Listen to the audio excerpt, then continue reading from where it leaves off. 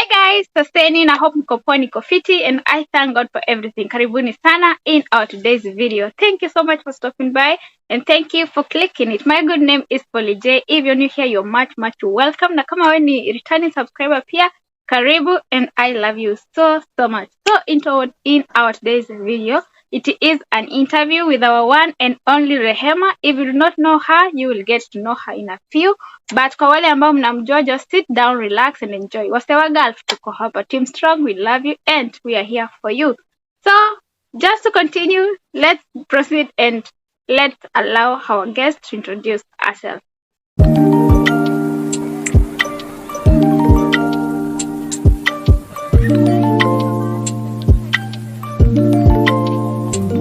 Oh my God.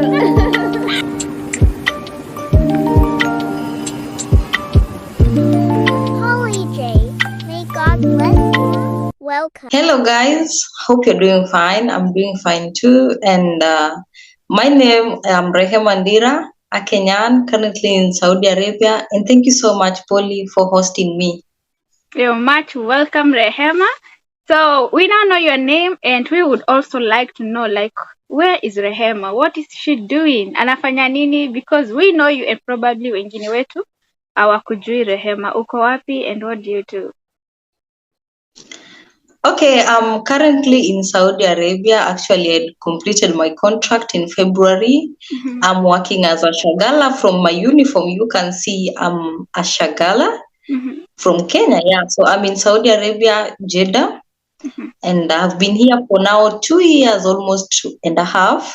Okay. Yeah, but I'm soon going home. Wow, Yeah. that's so nice. Congratulations. It's not easy to complete your contract. Like, si rahisi. Ina inquire a lot of patience na bidii pia. So again, kuna kitu be mention hapo and kuna watu wengi sana hawajawahi jua inamaanisha nini, and most people they always and they tend to make fun of this name Shagala ama Kadama.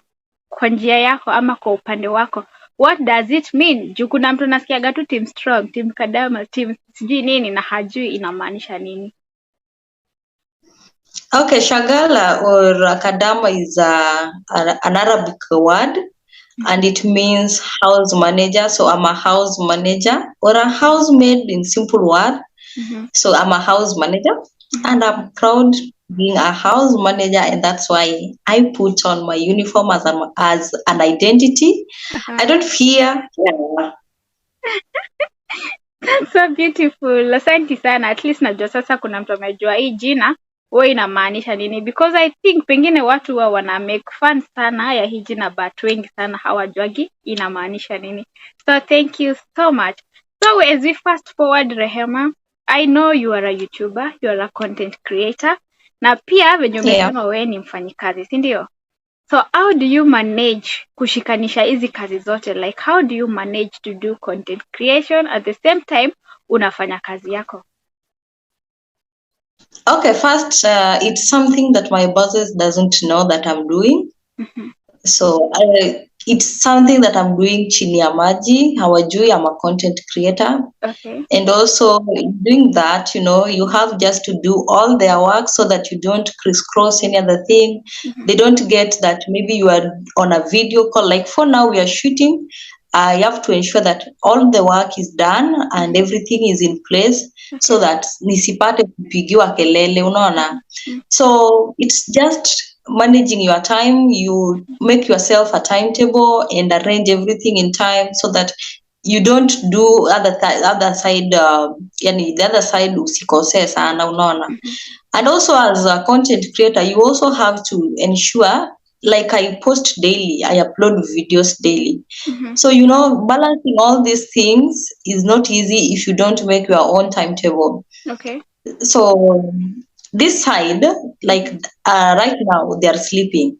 So I wake up and do all my work very fast, and I find that time to create content, or maybe when I am now free, if I just don't go on social media checking on things, you get me busy on my laptop or on my phone. I'm shooting or I'm editing a video, or then after editing I leave it saving, then also maybe the time it's uploading. Yeah, so it's just a matter of balancing yourself. You know what you are supposed to do at what time, and ensure you finish. Yani, I ensure that my work here as a shagala, I finish it fast. So when I don't get other time, I just let any content creation be, but I ensure my work for shagala is done always, so that nisikeleleshwe. Yeah. That is amazing. You've just mentioned how you do it and how you can arrange yourself. But maybe kuna mtu anafanya kazi mahali, shagala ama kadama, ama mtu mwenye anafanya kazi ya ndani, and maybe most of the times anakuwaga na free time, ama anaweza taka kufanya kitu kaa hii, but they don't know where to start, ama ajui anaweza fanya ama hawezi fanya. With your experience yenye uko nayo through kufanya content na pia kufanya kazi kama mfanyikazi wa nyumba, is it something yenye unaweza tia mtu morali umwambie you can do this, at least you can start and make yourself busy doing this instead of kukaa bure? Is it something yenye unaweza motivate mtu aanze? Yes, I can do. I can tell someone to start, and if you are willing to start, meaning you have something that you want to share. Okay. So just start. If you want to start, if your heart is willing to start, please do now. Don't waste that much time. You can do it. I also didn't know that I could do it until late. I was doubting myself in between, and until that time that I made my mind to do it, but I realized that it was late. But I don't regret. And also another thing, if you want to start, don't start because Rehema is doing it or Polly J is doing it and I see them growing amazingly. It's step by step. Do it because you're willing. And also, if you can't do it, maybe you can also, maybe people are outside there think that YouTube pays a lot of money. No, we are still kadamas and we still love our job more because this one pays us more than maybe the YouTube thing. So if you want to start, also don't start with an attitude of maybe I'm going to earn hugely from YouTube and stop my kadama work. Okay. Yes, if it accepts there, it can release you from being a kadama. Yes, a lot of people are from YouTube and the YouTube pays, yes. But don't start it with an aim of getting money. Start it maybe just for fun, your free time, you create some videos, you upload there, and also it increases your skills. Like a lot of things I didn't know, but today I know.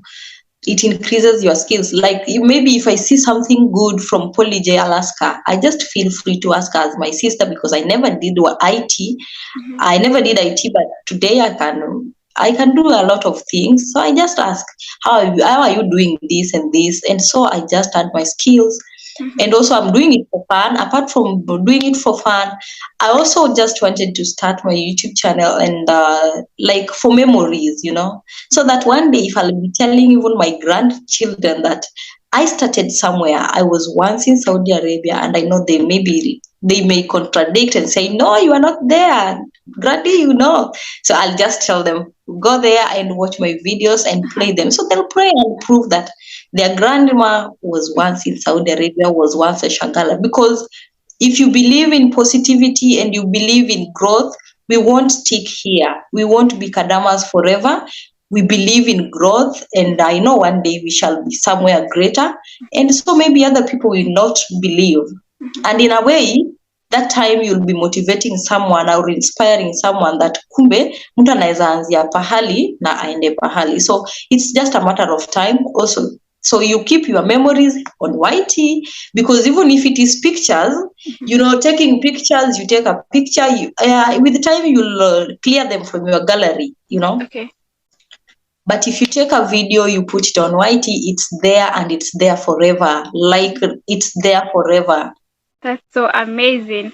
And one more thing, Rehema, ningependa kukuuliza. I know you're in Saudi Arabia, one of the most feared countries in Gulf.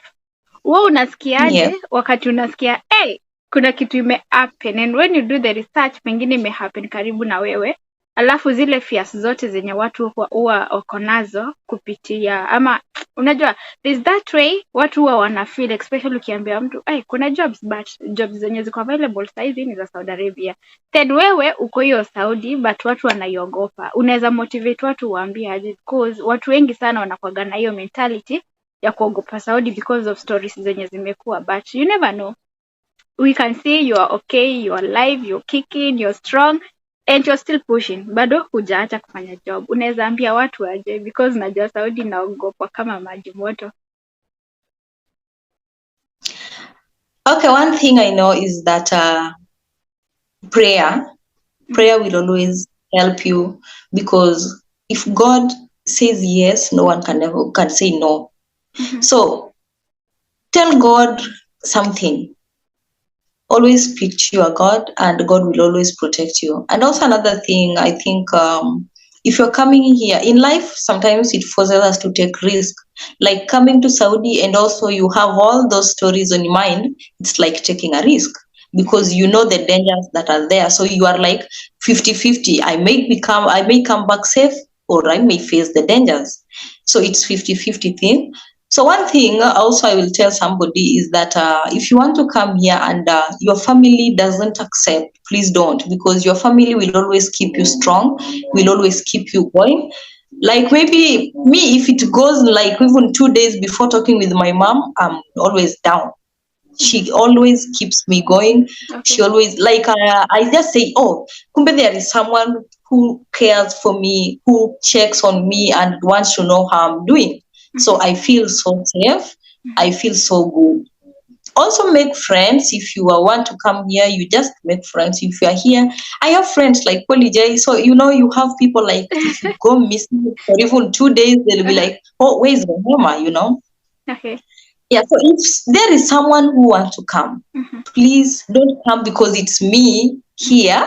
I always say that. I'll always repeat this. Don't do something because someone is doing. Do something because you feel you want to, you know? Yeah, so if you want to come, despite all those, we also had all this, but we still packed our things and we are here. Wow, that's so powerful. In case if it's the only option for you, you can. Umemaliza, nilikuwa nimekuinterrupt. Yeah, continue. Okay, as I was saying, in case if you're watching, maybe you're asking yourself, should I go? Should I not go? I just want to add on what Rehema said, because I think also sometimes if we put God first and we believe in ourselves, then nothing will be hard. There are good people out here and there are bad people, just as anywhere in the world. Si eti ni huku tu peke yake. But maombi na Mungu mbele, kila kitu itawaka poa. And again, I also tell people, if you end up going place yenye ni mbaya, you just feel like ni kama security yako hapo haiko sawa, you feel like ni kama unafinyiliwa kazi, you always have a right to talk, you have a right to go back to the office, na ikishindikana pia akukosagi na njia ingine ya kujitoa kwa hiyo shida. So if you want to come, kama umekosa jobs places zingine and Saudi Arabia is the only option yenye imebaki, then put God first. Wewe tanguliza tu Mungu, because unaweza kuja pia Dubai, unaweza enda pia Qatar na mabaya tu pia ya kupata, you know. So it's always about kuamini Mungu na kumwachia tu atende, because sio eti sisi ni wazuri kuliko wenye wametendwa. So it's just a matter of believing and to take the risk. Ama ni aje Rehema? Yeah, exactly. Yeah, it's just about taking risks. So again, niko na maswali mingi, but itabidi utusamehe because we also want to know. You know, kuna watu pengine unapata mtu ako kwa job, like someone is working in a big family. Mimi nimeona watu kadhaa wenye wana complain, tunasema mimi enough is enough, like niye peke yake, and now like she's not just working maybe kwa Waiguru na Waititu peke yake ama hiyo family, like unapata familia yote inaishi hapo, babu, nyanya, kila mtu na mfanyikazi ni mmoja. So hiyo mtu unaweza mpatia motisha gani ama unaweza muadvise aje? Because I also think ni kama inalingana na zile kazi mtu anafanya huko ndani. Do you think huyo mtu anafaa aendelee ama anaweza ongea waone kama wanaweza mcompensate ama wanaweza mletea mfanyikazi? Wanaweza advise mtu aina hiyo aje? Because ni swali mimi wanapata sana. Okay, for this, I will answer this way. Referring to the contract, in the contract form, there is a place that the number of people are written there. Okay. So when the number of people you are going to work is written there, there is a reason why the government decided to always probe the number, that number. So, you know, when the number is so huge, they'll try to maybe to reduce the number from their side and give the least number, like even maybe they'll tell you there are 7 and when you come here there are 14. So the government itself has the reason why that number must be included in the contract form. And that contract form remains your right. And you should use that contract form to argue out and do anything else, So when you, maybe the number was like, you are told on the contract the number is 7, and then you go to that house, you find extra, you should speak out and ask, this is against my contract. And of course, upon that, your bosses or your employers have gone against the contract, and you should not keep quiet. Okay. Writing that number on the contract, there is a reason for it, because they know there is a number of people that one person can manage working for, So if they accept to bring another worker, it's okay. But I think before even they bring another person, you should speak out. It is against the contract that they've gone in. We just tell them, I was to get this number, and now I'm finding this number on the ground. It's different.